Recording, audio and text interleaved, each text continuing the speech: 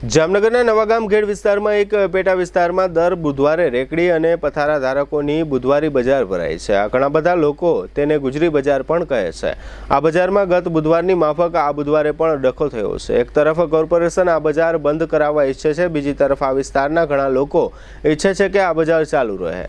લોકોનું કહેવું એમ છે કે આ બજારને કારણે 200 જેટલા નાના લોકોને અઠવાડિયે એક વખત રોજગારી મળે છે। આ ઉપરાંત આ વિસ્તાર તથા આજુબાજુના લોકોને સરળતાથી અહીં શાકભાજી અને વસ્ત્રો સહિતની ચીજો સસ્તા ભાવે મળી રહે છે। એક મુદ્દો એવો પણ છે કે આ વિસ્તારના 15-20 જેટલા રહેવાસીઓએ કોર્પોરેટર પૃથ્વીરાજસિંહ ઝાલાને આ બજાર બંધ કરાવવા લેખિત રજૂઆત કરી છે। આ રજૂઆતને આધારે કોર્પોરેશનની એસ્ટેટ શાખા પોલીસ રક્ષણ સાથે દર બુધવારે અહીં બજાર બંધ કરાવવા પહોંચે છે। 2 બુધવારથી આ બજારમાં ડખ્ખો થાય છે। આ બજારના ધંધાર્થીઓ અને લોકો કોર્પોરેટર રચનાબેન નંદાણીયાને આ બજાર ચાલુ રખાવવા વિનંતી કરે છે, જેને કારણે આ મહિલા નગરસેવિકા આ બજાર બંધ કરાવવાની કોર્પોરેશનની પેરવીનો વિરોધ કરે છે। હવે એસ્ટેટ શાખાના અધિકારી એનઆર દીક્ષિતે મીડિયા સમક્ષ એવું જાહેર કર્યું છે કે વોર્ડ નંબર 4ના ચારેય કોર્પોરેટર કોર્પોરેશનને આગામી દિવસોમાં આ બજાર બંધ કરાવવી કે ચાલુ રાખવી તે અંગે જે ભલામણો કરશે તે પ્રમાણે આવતા બુધવારે નિર્ણય લેવામાં આવશે।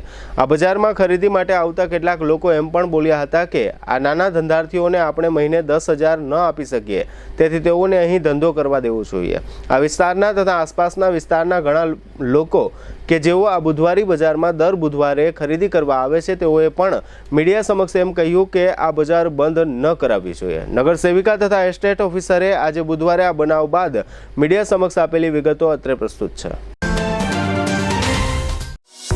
હવે આપની સફરને સ્વાદિષ્ટ બનાવશે રાજકોટ અમદાવાદ હાઈવે પરની હોટલ RAR। હોટલ RAR માં આપને મળશે અસલ દેશી ઢબથી ચૂલામાં પકાવેલી જગાભાઈ ગોપનાથવાડાની સ્પેશિયલ ગુજરાતી થાળી, પ્યોર પંજાબી થાળી તેમજ બોમ્બે પાઉંભાજી, જય ભવાનીના વડાપાઉં, લખુ બાપાના લાઈવ ઢોકળા, ફેન્સી ઢોસા, શિવ સેન્ડવિચની અનલિમિટેડ સેન્ડવિચ અને વિલિયમ જોન્સના પિઝા। આ ઉપરાંત હોટલ RAR ના પરિસરમાં જ આપને મળશે લોનાવાલાની ફેમસ ચીકી અને 51 રેઇનબો આઈસ્ક્રીમ। સ્વાદિષ્ટ ભોજન અને ટેસ્ટી નાસ્તા માટેનું એક સ્વાદિષ્ટ સરનામું એટલે hotel RAR। Rajkot Ahmedabad national highway, જૂની મોરવાડ, સાયલાથી 8 કિલોમીટર લીંબડી તરફ, તાલુકો ચૂડા, જિલ્લો સુરેન્દ્રનગર। ગઈ બુધવારે આ લોકો બંધ કરવા આવ્યા હતા, પણ પબ્લિકે જ ભગાડી દીધા।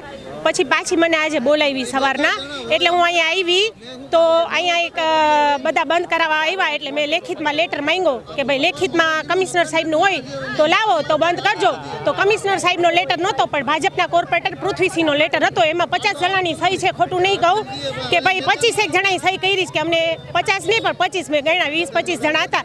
એને એમ કીધું અમને બુધવારી નથી પોસાતી, પણ એની સામે જાહેર પબ્લિકમાં આ બધી પબ્લિક એમ કહે છે કે અમને અહીંથી રિક્ષા નથી મળતી, 150-200 રિક્ષા ભાડું થાય છે, ઘરને આંગણે અમને બહુ સસ્તું એટલે બહુ સસ્તું મળે છે। અને એ ઉપરાંત આ બુધવારીમાં 200 જણા એવા છે જેને રોજીરોટી મળે છે।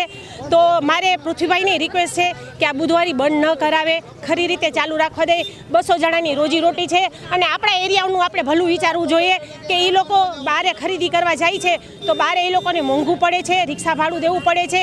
એટલા માટે અમે રિક્વેસ્ટ કરીએ છીએ કે આ બુધવારી ચાલુ રાખવા દો। ફૂલ રિક્વેસ્ટ અમે 2 હાથ જોડીને કમિશનર સાહેબને, ભાજપ સરકારને રિક્વેસ્ટ કરીએ છીએ કે 200 જણાની રોજીરોટીનો સવાલ છે અને પબ્લિક જાહેરમાં બોલી છે તો આ લોકોની બુધવારી ચાલુ રહેવા દો। અને પૃથ્વીભાઈને વિનંતી કરું છું કે આ બુધવારી ચાલુ રહેવા દો, કારણ કે આપણા જ એરિયાના છે, આપણા એરિયાના બીજા ગામમાં ક્યાં લેવા જશે। એની સાથે વાત થઈ પણ એની પાસે કાંઈ મને તો કાંઈ કીધું નહીં।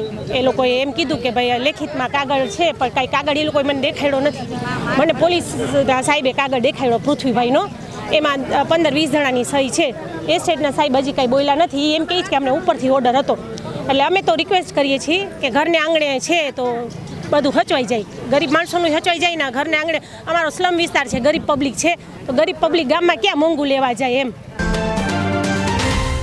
આજ રોજ નવાગામ ખેડ વિસ્તારમાં જે બુધવારી ભરાઈ છે એ બાબતમાં બોર્ડના સભ્યશ્રી પૃથ્વીરાજસિંહ ઝાલા એના બંધ કરાવવાનું માંગણી હતી અને એમાં એના લેટર હતા અને એને સામે અહીંયા રચનાબેન નંદાણીયા દ્વારા બુધવારી ચાલુ રાખવાની એને માંગણી કરેલી હતી।